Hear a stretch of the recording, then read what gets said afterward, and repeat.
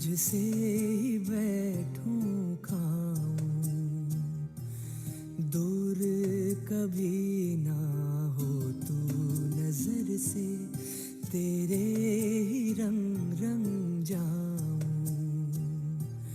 ना दूर होंगे अब ना कभी ना दूर होंगे अब ना कभी ना।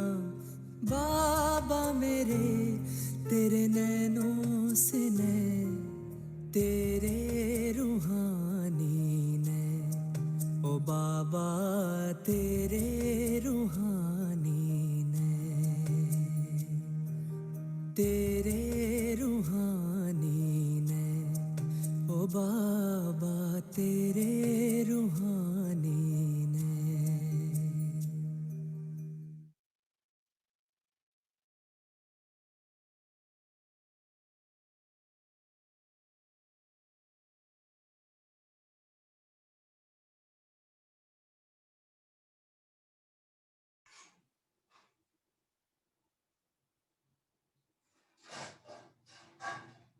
ओम शांति। Good evening. बहुत सुंदर गीत सुना सबने। तेरे रूहानी नैन ओ बाबा, तेरे रूहानी नैन। और बाबा से हमने वो नैन मुलाकात किया, इज इट? वो नैन मुलाकात करके हमने बाबा से वाइब्रेशन लिया। तो एक बहुत सुंदर कल से हमारी लहर चल रही है दादी जी के कनेक्शन में, मैं और मेरा बाबा। और कल की क्लास में हमने देखा कृष्ण की गोपी कौन है, राम की सीता कौन है, शिव की पार्वतियां कौन है, आप सब कौन हो? गोपियां। पक्का हो गया ना, हम सब गोपियां हैं। और हम सब ने बाबा को याद भी इसी संबंध के साथ किया कि हम सब श्री कृष्ण की गोपियां, निराकार कृष्ण की गोपियां हैं। गोपियां हमेशा नाचती रहती है, खेलती रहती है, झूलती रहती है। आज उसी सिलसिले में देखो आज बाबा क्या कहते हैं मैं और मेरे बाबा के बारे में। बाबा कहते तुम सब हो कठपुतलियां, हम सब पपेट हैं, करावन हार वो है। तुम सब हो कठपुतलियां और तुम कठपुतलियों को मैंने दी है श्रीमत की चाबी। तो बाबा ने जो श्रीमत की चाबी दी है उसी अनुसार बेफिक्र बादशाह बन निश्चिंत हो खेल करो। लेकिन सदा समझो हम राज ऋषि, राजयोगी हैं। बाबा ने हम बच्चों को श्रीमत की चाबी दी है, बहुत बड़ी बात है। कुछ दिन पहले की अव्यक्त मूल्य में बाबा ने कहा सर्व खजानों की चाबी है, दिल से कहो मेरा बाबा। याद है ना, अव्यक्त मूल्य में कहा था दिल से कहो मेरा बाबा, बाबा में आपकी, आप मेरे, मुझ पर आपका अधिकार, आप पर मेरा अधिकार। और आज बाबा कहते तुम बच्चों को बाबा ने चाबी दी है श्रीमत। श्रीमत पर चलोगे तो बाबा की मदद मिलेगी, क्योंकि श्रीमत उसने दी है। श्रीमत अर्थात जो बाबा ने आज्ञाएं दी है। जब हम बच्चे बाबा की श्रीमत पर एक्यूरेट चलते हैं तो हमारी जिम्मेदारी बाप की जिम्मेदारी हो जाती है। हम लोग रेस्पॉन्सिबल नहीं रहते, वो रेस्पॉन्सिबल हो जाता है। फिर बाबा ने कहा सदा समझो हम राज ऋषि, राजयोगी हैं। राज अर्थात राजा, रूल करने वाला, लेकिन अपनी कर्मेंद्रियों पर रूल करने वाला तपस्वी हूं मैं। ऋषि मतलब तपस्वी, राज मतलब राज करने वाला। तो मैं आत्मा राज ऋषि हूं, अर्थात स्वयं की कर्मेंद्रियों को नियंत्रण में रखकर चलाने वाला राज ऋषि, राजयोगी हूं। अपना ऑक्यूपेशन नहीं भूलो। योगी के लिए मूल चाहिए ज्ञान से पुरानी दुनिया का वैराग्य। हम हैं योगी लोग, न कोई अपना न कोई पराया। हम हैं योगी लोग, न कोई अपना न कोई पराया। हमें कौन जाने, यह बहुत मस्ती थी, इसीलिए कहती, हे आत्मा, तू बाबा को स्वाहा हो जाओ तो मन बुद्धि सब स्वाहा हो जाएगा। स्वाहा ना, यज्ञ के अंदर सब क्या करते हैं, स्वाहा। चलो सब ऐसे हाथ करो, ऐसे हाथ करो। विजुलाइज करो, एक यज्ञ हवन कुंड है आप सबके सामने, और इस यज्ञ हवन कुंड में अपनी मन बुद्धि को मैं आत्मा दिल से स्वाहा करूं। फिर से खुद ही खुद के साथ आत्मसात करें, बाबा ये मन आपका है, ये बुद्धि भी आपकी है। मेरे अहम को, मेरी हर बात को मैं आपको स्वाहा करती हूँ। स्वाहा बोलिए सभी। तो जब मन और बुद्धि बाबा को स्वाहा कर दिया तो क्या होगा, सब कुछ समर्पण। तो सबने यज्ञ किया ना, आज यज्ञ कुंड का योग करेंगे। कभी योग करते ना, स्नो बीच में योग किया था ना, बीइंग स्नो हाउस। आज करेंगे योग बीइंग, यज्ञ करने बैठते हैं उसको क्या बोलते हैं, जो यज्ञ करने बैठते हैं, कराने वाले नहीं, कराने वाला शिव बाबा है, लेकिन जो यज्ञ करने वाले हैं वो यज्ञ रक्षक समझो, ऐसे करके योग करेंगे। और बिल्कुल योग की ज्वाला रूपी हवन कुंड के अंदर खुद के अहम को, ईर्ष्या को, कंपैरिजन को, इन सब को स्वाहा करेंगे। मुझे दादी की एक बात हमेशा याद रहती है कि जब हम खुद के अंदर चेक करते हैं, हो सकता है आप लोग भी चेक करते हो, तो पता चलता है बहुत सारा अहम भरा है, बहुत सारा देहभान भरा है, बहुत कुछ नेगेटिविटी है। और जब इसका रियलाइजेशन होता है और बाबा के सामने जब देखते हैं तो मेरी तो आंखें नीची हो जाती है, बाबा कैसे देखेगा ऐसे मुझे। तो अंदर ही अंदर फिर बाबा के सामने हमारी आंखें झुक जाती है कि अभी हम लोग कितने कच्चे हैं, और फिर इसको हमें जलाना है, मिटाना है। तो निरंतर जब ये अभ्यास करेंगे तब जाके ये हमारा जलेगा और मिटेगा। जब सब स्वाहा हो गया तो पुरानी दुनिया से वैराग्य हो जाएगा। पुरानी दुनिया तब तक खींचती है जब तक समर्पण नहीं हुए हैं। संकल्प शक्ति भी समर्पण है, तो दूसरी कोई भी बात नहीं आ सकती।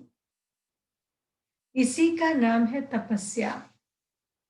तो पहले अपने आप का त्याग करो, अर्थात समर्पण हो जाओ।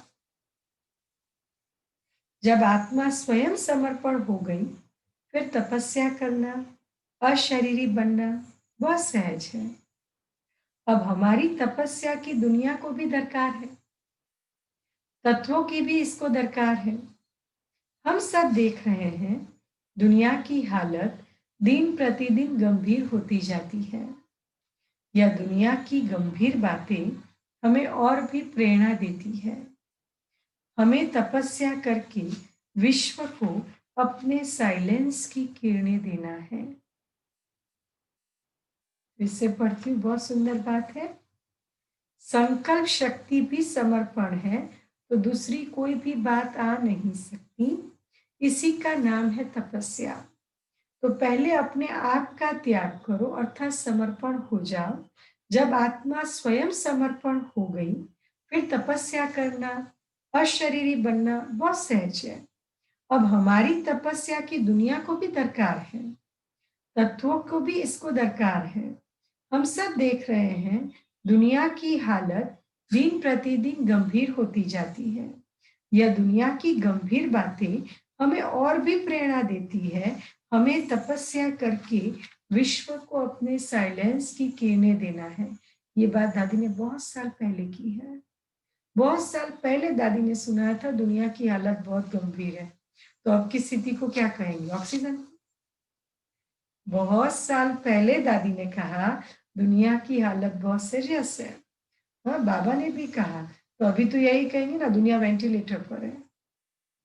सांस ले रही है, कभी भी जा सकते हैं, कभी भी उड़ सकते हैं, अचानक कुछ भी हो सकता है। अगर मेरे साथ अचानक कुछ भी हुआ तो मैं क्या लेके गई? ये एक अभ्यास निरंतर करते रहना है। फिर क्या है? अटैचमेंट सत्य और श्रेष्ठ कर्म करने नहीं देती, इसीलिए नष्टो मोहा बनो। अटैचमेंट सत्य और श्रेष्ठ कर्म करने नहीं देती, इसीलिए नष्टो मोहा बनो। ये बहुत क्लियर है। जहाँ अटैचमेंट है वहाँ पॉजेसिवनेस है, वहाँ अपना विशेष स्पेशल खास उसका ध्यान रखते हैं। तो जब तक अटैचमेंट है बाबा से बुद्धि योग नहीं लगेगा, क्योंकि कहीं ना कहीं एक और झुकाव है। तो समर्पण करना अर्थात लगाव झुकाव को भी समर्पण करना। तो आज सब समर्पण समारोह मनाएंगे यज्ञ कुंड के अंदर। समर्पण स्वाहा, लगाव स्वाहा, देह भान स्वाहा, बिल्कुल अंदर अंदर जल के प्योर, बिल्कुल प्योर एनर्जी कैसी होती है, बिल्कुल लाइट। आप सबको ऐसा लगता है कि ये चीजें रोज रोज रोज रोज करनी पड़ती है? Is it? यू फील करते हो? जिस तरह मोबाइल रोज रोज चार्ज करते हैं, वैसे मुझे तो बहुत ऐसी फीलिंग आती है। रेगुलर बैटरी बहुत जल्दी डिस्चार्ज भी हो जाती है, तो एवरी डे लगता है कि रोज रोज रोज रोज चार्जिंग बहुत जरूरी है। एवरी डे की चार्जिंग ही शक्तिशाली बनाती है। और चार्जिंग में भी एकाग्रता वाली चार्जिंग। कई बार नियम से बैठ तो जाते हैं योग करने, क्योंकि नियम है ना 7 से 7:30 बैठना, लेकिन नियम से योग में बैठते हैं, लेकिन बातें तो वही चल रही है जो चलनी थी। वो एक बुद्धि की एकाग्रता हो ही नहीं रही है। तो बुद्धि की एकाग्रता होवे उसके लिए मेहनत है। किसी ने पूछा कि श्रीमत क्या है? जो बाबा की मुरली है वही श्रीमत है। अगर कोई बहन कुछ भी डायरेक्शन देती है तो बाबा ने जो कहा है वैसे ही कहेगी ना। अगर मनमत रीति से कोई बात देती है तो उसको श्रीमत थोड़ी ही कहेंगे। मनमत चला के हाँ मेरा ऐसा विचार है तो वो श्रीमत नहीं हो, दीदी की मत है। बाबा की श्रीमत क्या है इसमें? इसीलिए कई बार हम भाई बहनों को कहते हैं आप सबको सब श्रीमत पता है, मुरली रोज सुनते हो, कुछ कुछ बातें हमसे पूछो ही नहीं, हम पाप करना नहीं चाहते हैं। क्योंकि अगर आप हमें पूछने आएंगे और हम मना करेंगे तो आपके संकल्प चलेंगे, फीलिंग चलेगा, और आपको जो करना है वही आपको करना है, राइट? और अगर आप हम आपको सीधा नहीं छुट्टी दे पाएंगे ना, क्योंकि वो श्रीमत नहीं है। कोई आके कहे कि दीदी मैं मूवी देखने जाऊं क्या, मेरी फैमिली से बहुत फोर्स है। अब अगर बहन ये कहती है यहाँ जाओ, कोई बात नहीं, फैमिली का फोर्स है ना, तो बहन पाप में पड़ेगी। बहन कहेगी डिसीजन आपका है, श्रीमत नहीं है, तो फिर अगेन आप कंफ्यूज हो जाओगे। तो युक्ति युक्त कैसे चलना है परिवार के अंदर, वो समझ होनी चाहिए कि किस तरह चलो साथ कहीं निभाना है तो निभाते हुए कैसे युक्ति से चले, तो युक्ति युक्त रास्ते निकालो। अगर कोई नहीं चलता है श्रीमत माना, जो मुरलियों में बाबा ने अमृत वेले से रात्रि तक डायरेक्शन दिए हैं वह है श्रीमत। इसीलिए स्वमान में रहो और श्रीमत पर चलो। अगर कोई नहीं चलता है तो क्या करो? कोई श्रीमत पर नहीं चलता है, क्या करोगे? कौन बताएगा? हाँ, ममता बहन बोले। कोई श्रीमत पर नहीं चलता है, क्या करो? दीदी नहीं चलता तो उसको बाबा को समर्पित कर दो और शुभ भावना रख लो उनके लिए। बहुत अच्छा। और कोई श्रीमत पर नहीं चलता है, क्या करोगे? कोई है जो बोलना चाहते हैं? हाँ मधुबेन बोलो। खैतान। ड्रामे में उसका वही पार्ट है। कितना अच्छा, ड्रामा में उस आत्मा का वही पार्ट है। Very nice. और कोई कुछ कहना चाहता है? डोंट केयर, माला बहन कहती है डोंट केयर। हाँ शीला बहन बोलो। बाबा ने कहा ना जो जैसा ड्रामा में वो करेगा, हम उसके लिए कभी भी गलत विचार मन में ना लाएं, सही। अपने मन से शुभ भावना शुभकामना दो उसको। Very nice. अब देखो बाबा क्या कहते हैं, अगर कोई श्रीमत पर नहीं चलता है फैमिली में या सेंटर पर, है ना, कई बार हम कहते हैं दीदी आपको मालूम नहीं है ये कैसे हो जाते हैं, आपको कुछ पता नहीं है ये लोग बाहर क्या है। हमारे पास तो वैरायटी भाई बहने आते हैं ना, तो हमारे साथ तो बड़े अच्छे चलते हैं, लेकिन बाहर सारी गड़बड़ करते हैं। तो कोई ना कोई आके तो बताता ही है दीदी ये सब आपके आगे अलग है, बाहर अलग है, इनके ड्यूअल फेस है। हम कहते प्लीज हमारे सामने अच्छे है ना, डोंट कंप्लेन, ठीक है जो कर रहे हैं करने दो, हमारे सामने अच्छे हैं, बाबा की सेवा करते हैं, लेट जो करेगा सो पाएगा। दादी क्या सुनाते हैं, अगर कोई नहीं चलता है तो शांत रहो, डिस्कस नहीं करो, साक्षी हो जाओ। पत्थर क्या समझेगा, वह बदलेगा क्या, हम तो बदल जाएं, हमें तो अपना टाइम वेस्ट नहीं करना, पता नहीं कल भी क्या हो जाए। इसीलिए अपने स्वमान में रहो, स्व परिवर्तन की विशेषता लाओ।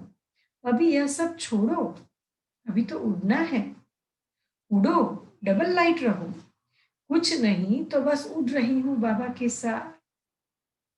यज्ञ में स्वाहा करो, जल के खत्म, फरिश्ता बन के उड़ो, परम धाम में जाओ, वतन में जाओ, साकार वतन में आओ, सेवा में जाओ, मनसा सेवा करो, इसी में ही बिजी रहो, फिर मन लगेगा, फिर बीज रूप स्थिति भी जल्दी हो जाएगी। फिर प्रश्न पूछा, कहीं कहीं पर इविल सोल का चक्कर थोड़ा चलता है, उससे डर लगता है, क्या करें? कहीं कहीं पर इविल सोल का चक्कर थोड़ा चलता है, उससे डर लगता है, क्या करें? इविल सोल अर्थात भटकती हुई आत्माएं। तो पूछा ऐसा होता है तो क्या करें? बहुत सुंदर जवाब दिया, लेकिन इविल सोल आवे ही क्यों, जो डर लगे। इविल सोल आती किसके पास है?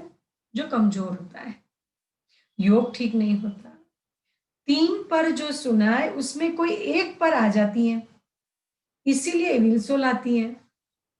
भय का भी भूत होता है, और भय कब लगता है? भय कब लगता है? बोलो, भय कब लगता है? हाँ गांधी साहब बोलो।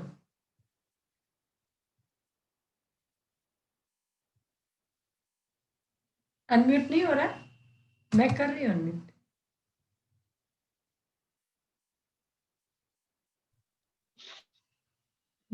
बोलिए। हाँ, जब कमजोरियां होती है तब भय लगता है। अगर हमारे में हाँ, और हम बातों का चिंतन में ज्यादा रहते हैं, एक तो ज्यादा एक सराउंडिंग बन जाता है नेगेटिविटी का, भय का, तब हमें उसकी बातों से भय लगता है। डर लगता है, वेरी नाइस। फिर डर कब लगता है?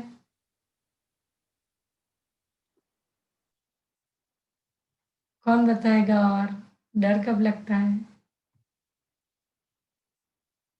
हाँ सुचिता बहन बोलो, क्या हो गया इसको? हाँ ओम शांति दीदी। हाँ ओम शांति। जब हम श्रीमत की जगह मनमत पे चढ़ते हैं तो बाबा से दूर हो जाते हैं, तो बाबा से दूर होते ही माया का प्रभाव आ जाता है, तो डर या जो भी अभी भाई जी ने बोला सारे विकार फिर हम वो होने लगते हैं, हम कमजोर भी महसूस करते हैं, तो करेक्ट सब एक के बाद एक सब प्रॉब्लम होने लगती है। करेक्ट। बाबा कहते डर तब लगता है जब, डर तब लगता है जब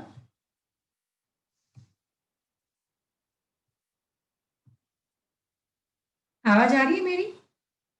हाँ, इधर चकेड़ा घूमता है। डर तब लगता है जब आप अकेली हो, बाबा साथ में नहीं है। अगर बाबा हमारे साथ है तो भय कहां से आया? सर्वशक्तिमान भगवान मेरे साथ है और मुझे भय आ रहा है, तो कब निर्भय बनेंगे? भगवान के ऊपर भी कोई भगवान है क्या जो हमको निर्भय बनाएगा? भय क्यों है? कोई कोई पाप कर्म है तो भय है, कोई कमजोरी है तो भय है, और यह इविल सोल कुछ भी नहीं है। यह अपने ही जो किए हुए पाप है उनका कभी अटैक हो जाता है और हम कहते भूत आ गया, भूत लग गया, बस मन ही नहीं लगता है। इविल सोल यह करती है, वह करती है, इन बातों का तुम ध्यान ही नहीं दो। उस समय इविल सोल की बातें बहुत चलती थी, और अभी एक समय आएगा जब फिर ये बातें होगी, क्योंकि अभी तो फिर भी क्या है, बिकॉज ऑफ दिस वायरस लोग नेचुरल डेथ से जा रहे हैं, वायरस निमित्त बन रहा है और वो लोग जा रहे हैं, उनकी डेथ इसी तरह लिखी है। लेकिन फिर कुछ कुछ ऐसा होगा जैसे एटॉमिक बॉम्ब्स है, या अचानक वॉर है, या समझ लो कोई नेचुरल कैलेमिटीज है, तब जो डेथ होगी वो नेचुरल डेथ नहीं होगी, तब डेथ होगी वो अचानक वाली डेथ होगी।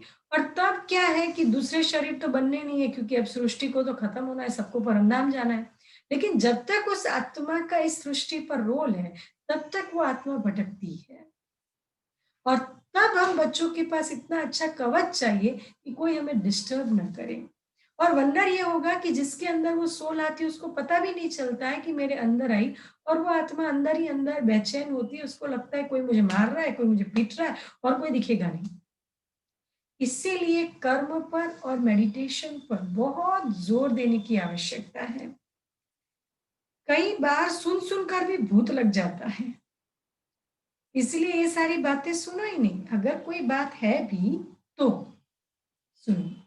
3 से 5 बजे सवेरे सवेरे विशेष संगठित रूप में पावरफुल योग करो,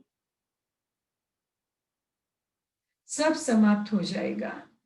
बाकी इन चक्करों में नहीं जाओ, न इनका वर्णन करो, न चिंतन करो, योग बल जमा करो। इतना अच्छा सुना है ना? तो ओवरऑल आज यज्ञ कुंड के अंदर हमें खुद को स्वाहा करना है, खुद के अहम को, खुद की आज की गलतियों को, खुद की ईर्ष्या को, खुद के देहभान को, सब कुछ लगा। हर एक को मालूम है पूरे दिन में क्या गड़बड़ की, और नहीं की है तो प्यार से ही जो पुराने संस्कार है उसको स्वाहा करना है। वो स्वाहा करने के बाद 5-10 मिनट बिल्कुल विजुलाइज करो, एक यज्ञ कुंड के अंदर मैं आत्मा